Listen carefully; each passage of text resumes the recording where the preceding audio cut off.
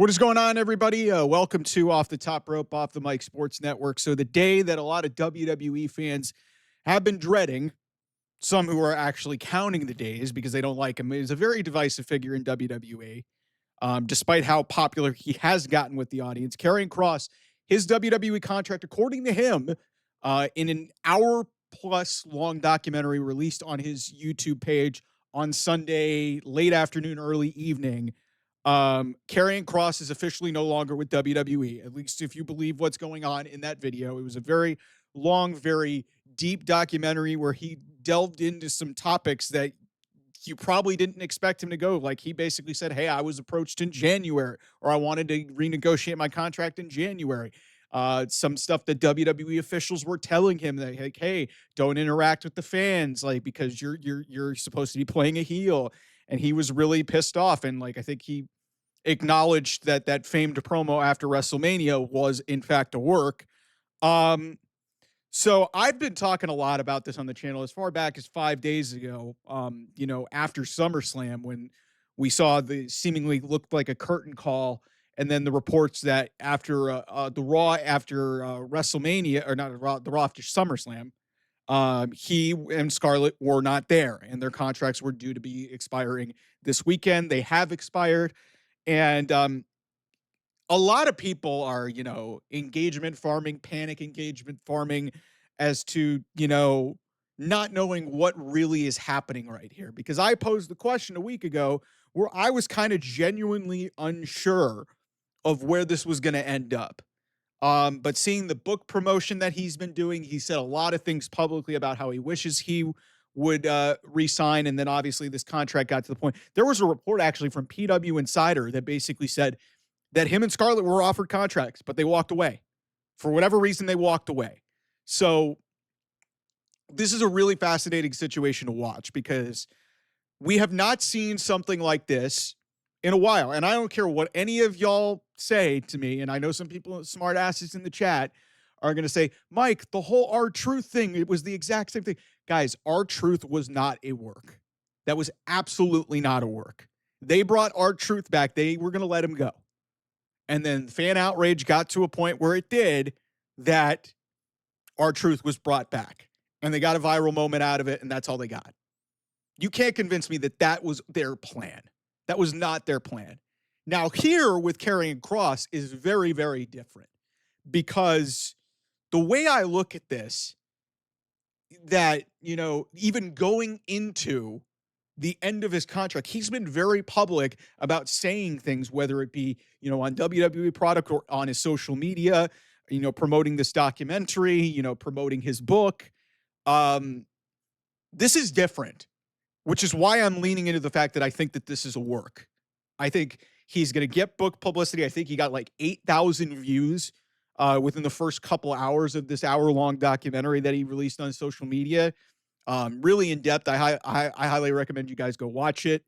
Really, insightful stuff about, hey, it was, say what you will about Logan Paul. It was apparently, according to Karrion Kross, it was Logan Paul's idea to have Karrion Kross run in during Logan Paul and AJ Styles WrestleMania match. That was Logan Paul's idea.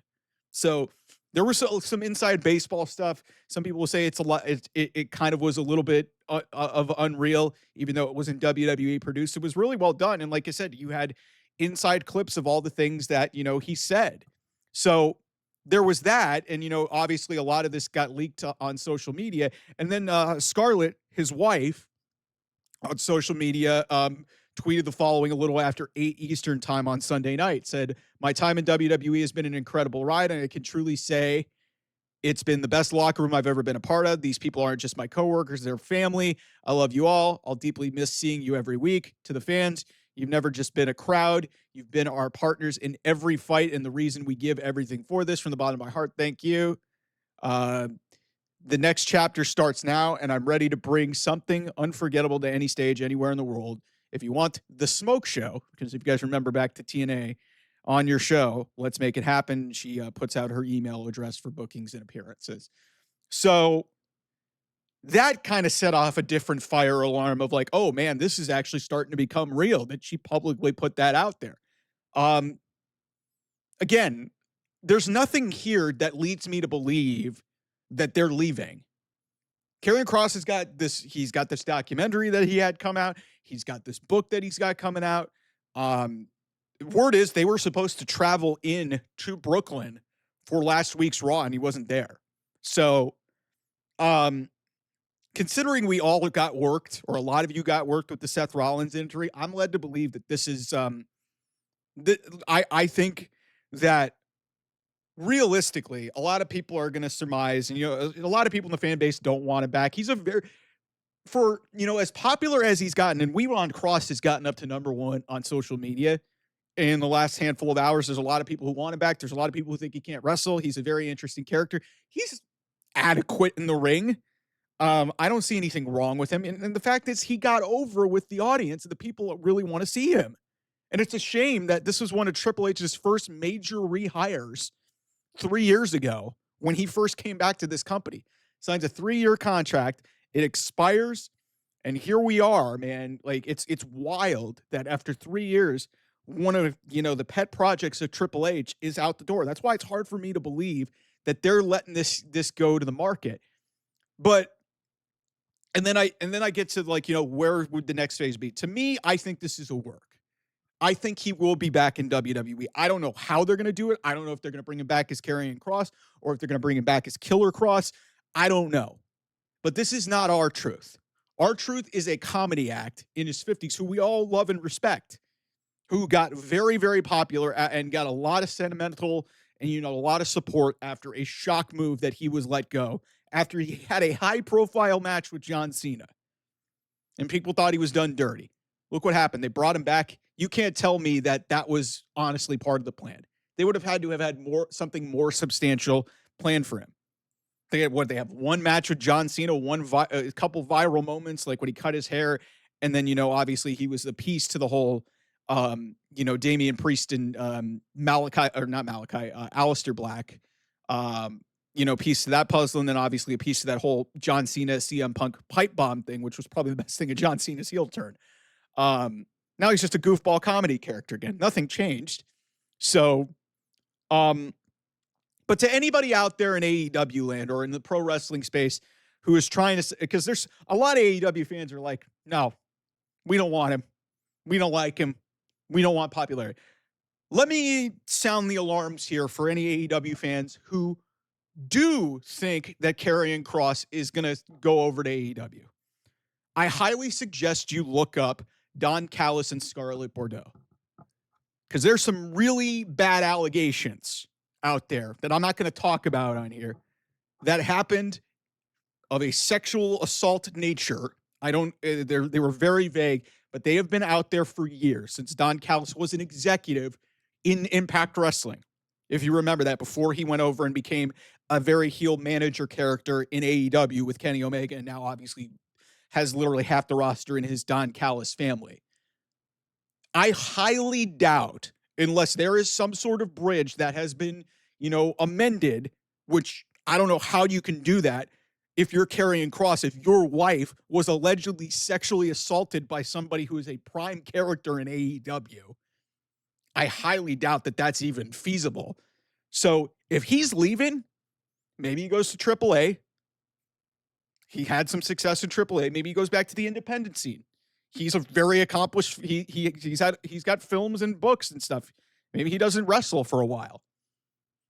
And maybe they go back to TNA. I think he'd be a great fit in TNA, to be honest with you, because a high-profile heel. He was fantastic in Impact when he was there, which is why he got the run in WWE. So this is going to be a fascinating situation to watch in real time, because, again, like I said, I don't, if you want to compare this to R-Truth, I don't think that there's a comparison there. Like I said, one of these guys is, kind of in the prime of their career, and the other one, still in really good physical condition, but hasn't really been used as a prime wrestling character. He was brought back for a moment at the end of one show, and then, was kind of used here and there, and he's back to being who he was. They had no plan for that. WWE may have a plan here, and based off some of the signs that I've seen, like, he was very public and very open about some of this stuff. So he could be really outspoken, But seeing how some of this stuff has come out and, Triple H blatantly misunderstanding people at the media thing after the show, this could very well be a work. And in my eyes, there has been nothing in the last 5 to 6 days since I last talked about this, to me, that deviates from my opinion that this is a work. If it isn't, and he does leave, that is a huge missed opportunity for WWE. And it really just, is another mark against them in 2025 where, hey, you're prioritizing viral moments and and Karrion talked about this. They're prioritizing viral moments over long-term in-depth storytelling and what makes professional wrestling matter. Him referencing that and seeing this happen in real time means one of two things. He really is right, or he's in on this whole thing, and he's gonna get a new contract. He's gonna get all that book promotion. He's gonna get the documentary promotion, and it's all gonna work out. But as of right now, what we've seen, with the public acknowledgement from Scarlet and, them being moved to the alumni page, and then, this documentary where he did a lot of inside baseball stuff and talking about a lot of things that were turned down and a lot of things that he was told near the end of his time in WWE. Like I said, this is a fascinating situation to watch. And I listen, I think it's going to go one way, but I could easily see it going the other. What the heck do I know? But hey, I nailed the work before a lot of other people did. I was like, hey, Seth, after a day or two, I was like, yeah, something's not right here.